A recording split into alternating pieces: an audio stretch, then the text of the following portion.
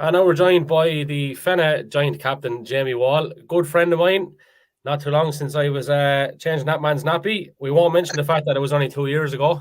Uh, Uh, Actually, look, Kev, money. you have to be looked after too. Like not being doing it yourself. How's things, Jamie? Not too bad, Kevin, yourself.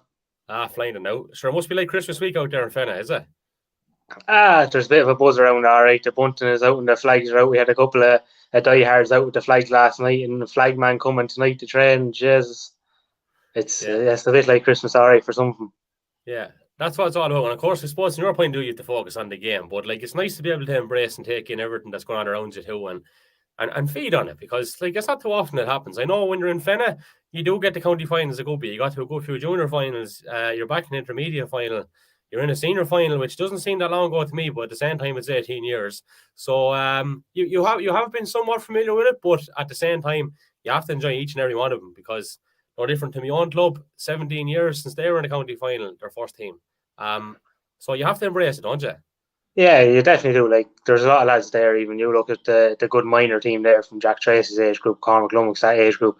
These boys are used to winning the whole way up to one under 16, the one and under 18, back to back. Like, and they've been kind of starved of county finals since then, bar the junior.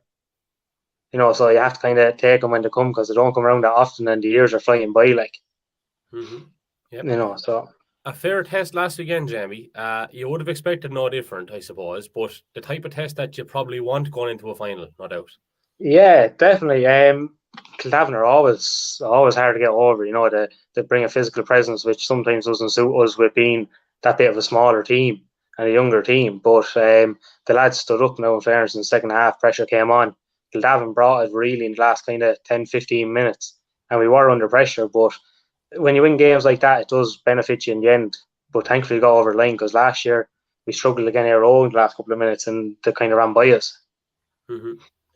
Looking ahead to Naomh Eoin, it's not that long ago since you played them in a junior final, 2018, I think it was, and they put up a fair score against Kilbride the other day. Like, so another big test. And sure, you're never going to win a county final easily, but especially when it comes to Naomh Eoin, they are a serious dogged side, but they have some very good footballers too, don't they?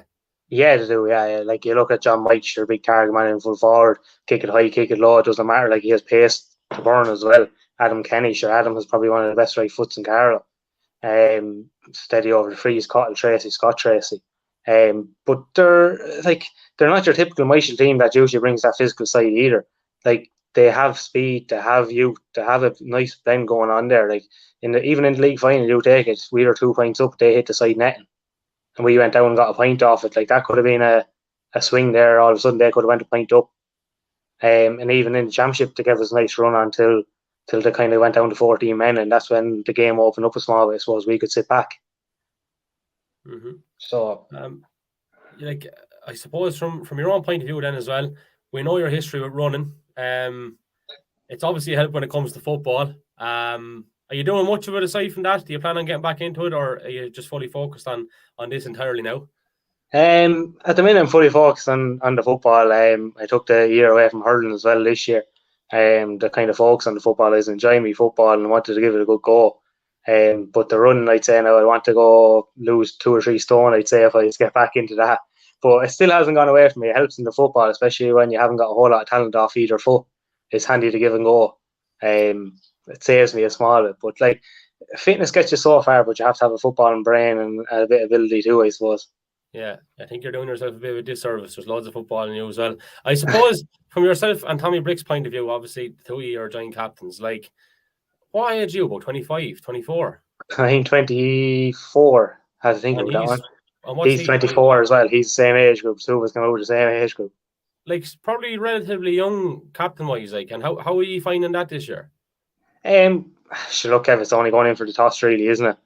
It doesn't really matter. Like, we have an awful lot of vocal lads there. It's like Sean Murphy with experience. And even the last kind of, since the start of the year, Frank Murphy has come back. And Frank is quite a vocal person. Like, he's been there. He's played senior. So myself and Tommy, while we do speak a small bit, we kind of leave to the kind of older lads and lads with a bit of experience. But Cormac Lummock's even in with the county, Jamie McCabe, Hines, these lads, these talk. Jack Tracy is actually quite vocal for a chap that's only new on the block as well. He's well able to give out when he needs to, and he's He wouldn't be quiet. Jack was never quiet. no, I don't. Jack definitely wouldn't be quiet, but he has the ability to back it up, I suppose. But being captain, even Tommy, you tell yourself, like, you know, we kind of swap who goes up for toss and that kind of thing. Like, it doesn't really, being captain is just kind of on the paper, and that's it. You know, for us, we just go out and we play our football and we enjoy playing it, and same what everyone does. Once you win, you're happy, and that's it. Yeah, you lead by playing. It's still a great honor, isn't it? At the same time, when you are a captain, I suppose. Just going back to another recruit, a temporary recruit, but he's made a bit of a difference, and that's your brother. I know the other boy mightn't be too far away from home. Maybe in the next week or two he might be back, and then Sir Dion is gone. It must be a rule out there that you can't have the three walls together in Ireland at the same time, or maybe that's only come in the last year or two. But it couldn't have felt better for Dion, in fairness. I believe he's away, is it next Tuesday? So yeah, Tuesday that after. pretty good, didn't it? Yeah, Tuesday after the final, and then the Craig is back to Wednesday, I think.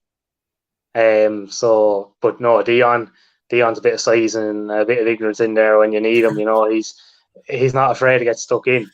He tell you himself now, with footballing ability, he could be slim, but sure, sometimes you don't need that. Sometimes you just need a physical presence, especially at full back where he's playing.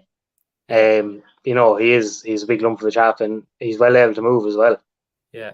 He goes to play a game of ignorance, and occasionally football breaks out. You see, that's his. That's exactly it. You know, if he can go on be ignorant and a bit of football comes his way, he's happy enough. Like, but sure, he'd burst you anyway. Like be it in training or at home, like he's just one of these lads that's just pure ignorance.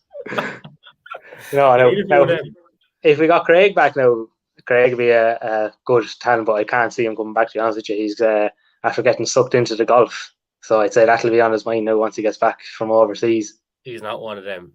He's one of them as well. I'm one of them as well, Kev. Yeah.